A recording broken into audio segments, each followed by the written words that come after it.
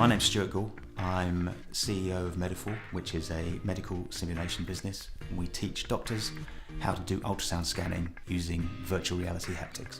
To currently teach, you have to find a patient to teach on, and you have to get a doctor to teach them. And both those resources are extremely scarce. Patients don't want to be taught on. So the idea was to take computer technology and create this virtual reality teaching tool that enables any doctor and any sonographer to self-learn in a 24/7 environment. So when we launched in the UK, and we basically said if we can't sell this product in the UK, then we won't be able to sell it anywhere else. That was in 2010. In 2013, we're working on becoming the simulation business in ultrasound in the world. The Welsh Government has been able to support us in a number of key ways.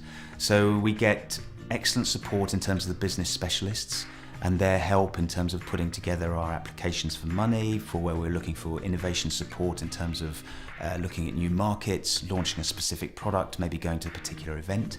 We're also able to access the SMART grants, which have been key in helping us develop our products. So we've been able to access 3 stages of the SMART Cymru grant. They have all been really important to us, right from the start in the proof of concept stage, helping us get that product, understand what we needed to build, all the way through to stage 3, where we're actually really developing the product for market and coming up with a finished prototype.